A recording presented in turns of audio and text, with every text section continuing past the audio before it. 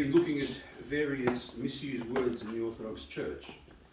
Words like fear, peace, canonicity, opinion. Another word that we would like to look at today, which is called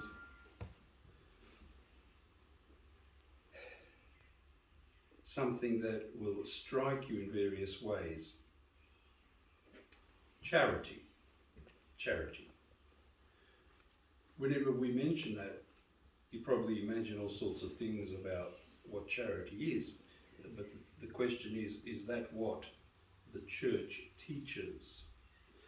Certainly, if you read the Acts of the Apostles and some of the other aspects of the New Testament, particularly during the early days of Christianity, it was expedient to look after the flock by a few chosen people, by feeding them and sort of organising them a little bit, in order for the priests to be able to serve, so that they wouldn't have to do that, because their duty was much more important in the respect of performing the sacraments of the church.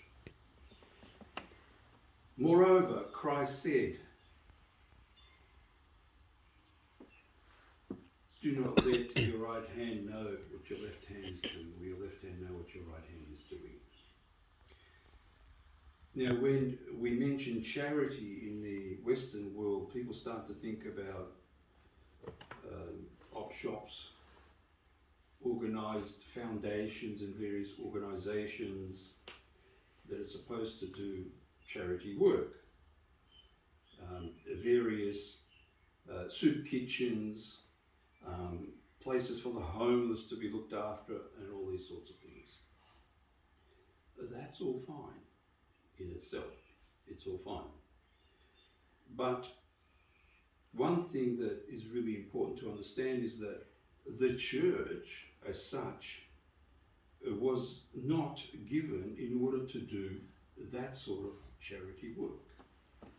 And unfortunately, especially in the West, we find that that sort of becomes the main linchpin of its activities. The moment you start to organise some sort of charity by a formality, various problems begin to arise.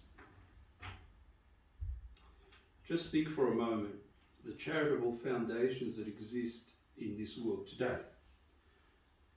How much crime is involved with them? Money laundering, deception, embezzlement, even, I hate to say it, murders and whatever, all in the name of charity. That's not what the church is all about. It's not to do those sorts of things. On the individual level, yes, you can help somebody who obviously needs help. As Christ said, I was in prison and you visited me. I was sick and you visited me. I was hungry, you gave me something to eat. I was thirsty, you gave me something to drink. That's all charity on the individual level. But the moment that within the church that gets organised, it becomes a disaster. Just have a look in the past year or so, what the Greeks have gone through with their old people's homes. How much disaster occurred for that, to the point of people dying and scandals all over, and the money embezzlement that occurred through all those sorts of things. That's the result when you bring the world into the church.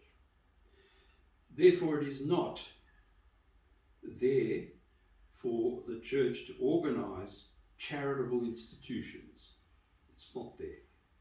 On the individual level, maybe for a couple of people that might like to get together to do something as a fruitfulness of their belief in Christ, that's all fine. The moment you start a foundation within the church to do charity work, it's going to be disaster. Because it has to conform to the ideals of the world, and the ideals of the world are very much against the ideals of the church. And therefore, we do not use up the church resources for those sorts of things.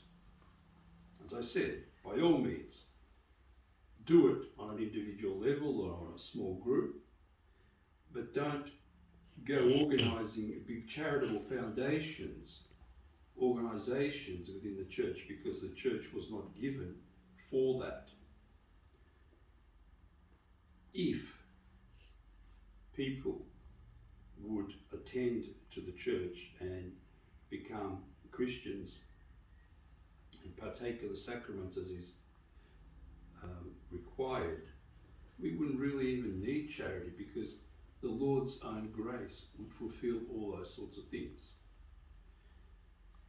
However, because we are in this situation where only a small proportion of people actually believe and try and do something about it, there is a need, obviously, to help those helpless ones if they are truly helpless, but not on this foundational work from the church.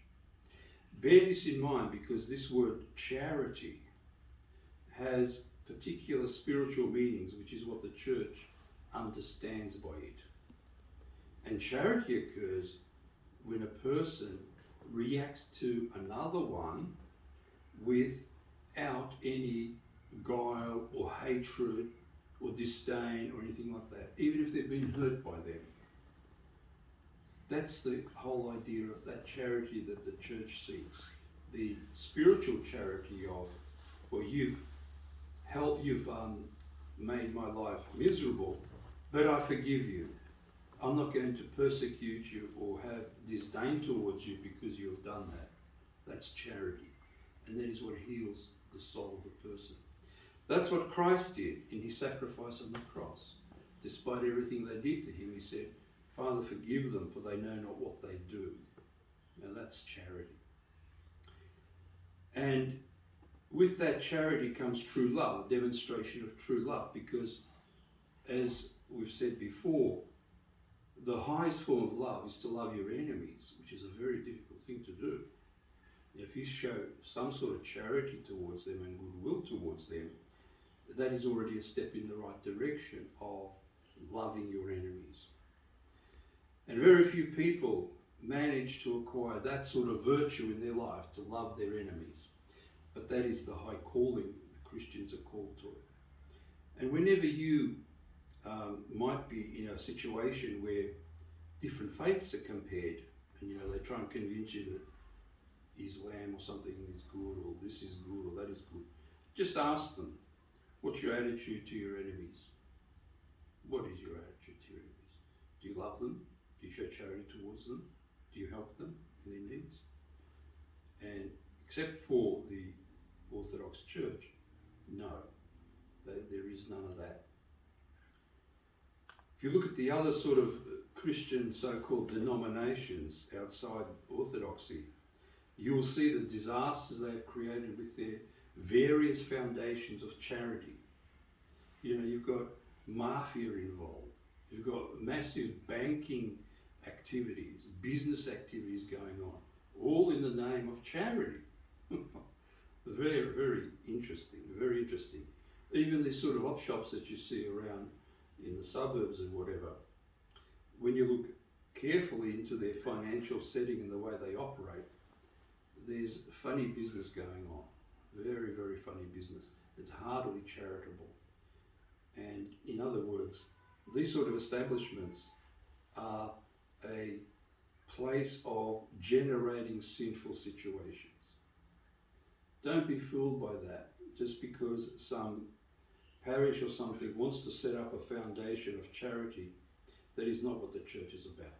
The church's foundation is to help people go through life, to fix up their souls for the kingdom of heaven. And if that's not the priority, then it's best to step away from that situation. God help us. Next week we have, hopefully, another word that is misused in the church that I'd like to bring forth to you, and probably one that is very vital for us. As a hint, it's to do with spiritual life. God help us, preserve us, and protect us in all things. Amen.